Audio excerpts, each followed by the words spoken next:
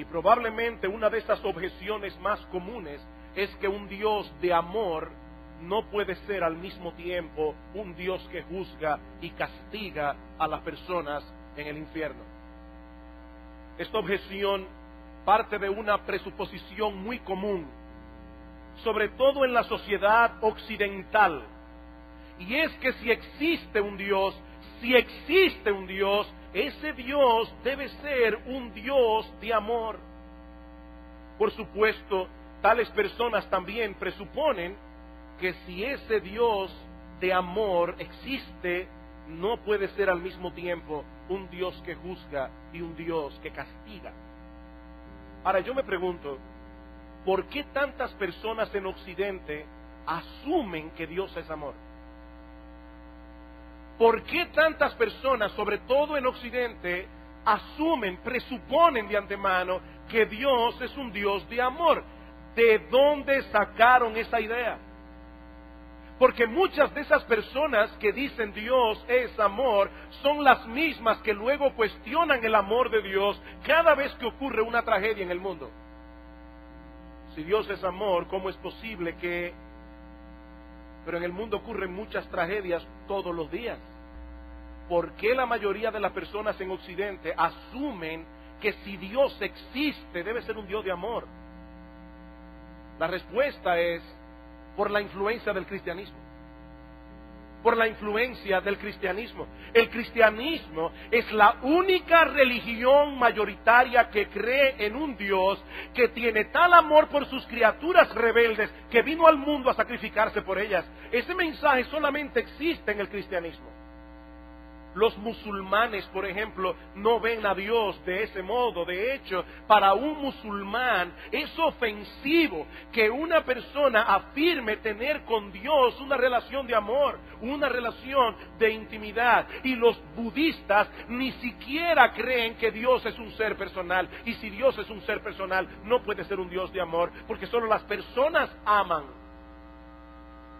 De modo que esa idea de que Dios es amor es una influencia de la cosmovisión bíblica, es una influencia de la cosmovisión cristiana en la sociedad occidental. La Biblia enseña que Dios es amor. Primera de Juan, capítulo 4, versículo 8. Primera de Juan, capítulo 4, versículo 16. Dios es amor. Noten que no simplemente dice que Dios ama o que Dios tiene la capacidad de expresar amor. No, lo que el texto dice es que Dios es amor. El amor es una parte esencial de la naturaleza de Dios. Sin embargo, en esa misma carta de Juan, donde se dice que Dios es amor, también se dice en el capítulo 1, versículo 5, que Dios es luz. Así como el amor es una parte esencial de su naturaleza, así también es una parte esencial de la naturaleza de Dios, su rectitud moral. De modo que Dios no deja de ser santo y justo para poder amar, como tampoco deja de amar para poder ser santo y justo. En otras palabras, el amor de Dios no excluye su justicia y la justicia de Dios no excluye su amor. Uno de los textos más conocidos del Nuevo Testamento que hablan acerca del amor de Dios es Juan capítulo 3, versículo 16. Probablemente la mayoría aquí conoce ese texto de memoria. Porque de tal manera amó Dios al mundo que ha dado a su Hijo unigénito para que todo aquel que en Él cree no se pierda, mas tenga vida eterna. No se pierda. La perdición de los pecadores es el telón de fondo al amor de Dios en este texto. Dios amó de tal manera al mundo que diseñó un plan de salvación sumamente costoso para librar a pecadores de la condenación que esos pecadores merecen. Por eso continúa Cristo diciendo que Él no vino al mundo a condenar al mundo, sino para que el mundo sea salvo por medio de Él. Él vino por amor. De manera que el amor y la justicia de Dios no son conceptos que se contraponen el uno al otro en la Biblia. Pero no solo eso. No solo eso. Precisamente porque Dios es amor, Él no puede permanecer indiferente ante la crueldad y el pecado. Precisamente porque Dios es amor, Él no puede permanecer indiferente ante el pecado y la maldad. Como bien ha dicho alguien, todas las personas que realmente aman en ocasiones se llenan de ira. Por favor, miren, yo sé que hoy el diablo se las va a ingeniar para poner todas las distracciones del mundo. Escuchen esto. Todas las personas que realmente aman en ocasiones se llenan de ira.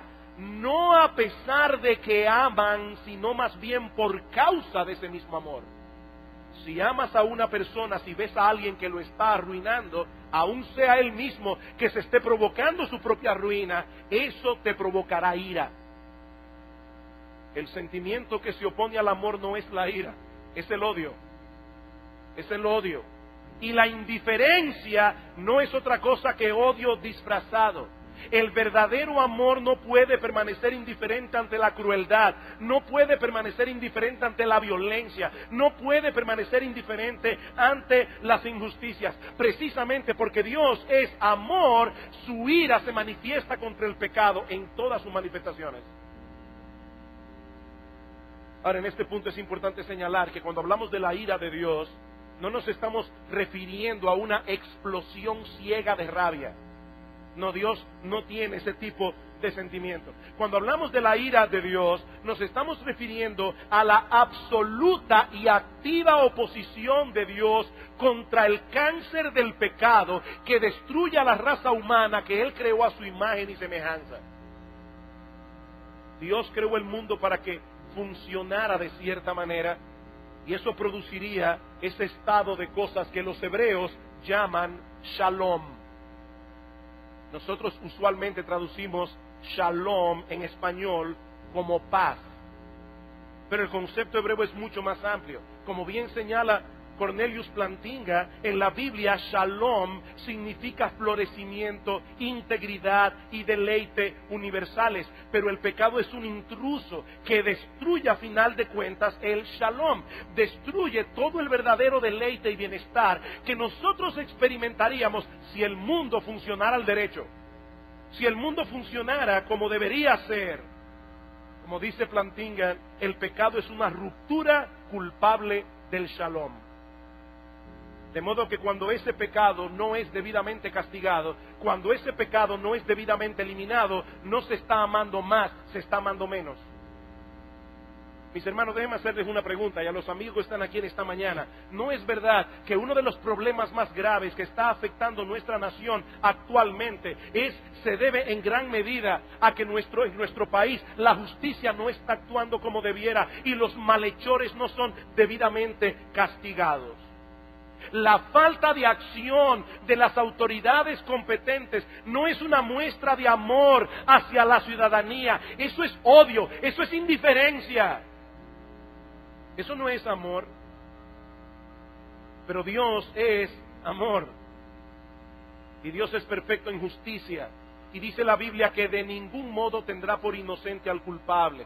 Por eso Dios diseñó un plan de salvación sumamente costoso para poder otorgar perdón de los pecados sin pasar por alto su justicia.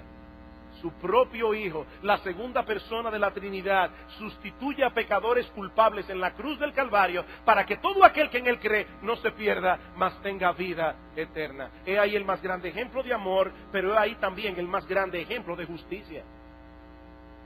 La Biblia no se contradice en ningún sentido cuando nos revela a un Dios de amor que es al mismo tiempo un Dios que juzga y castiga.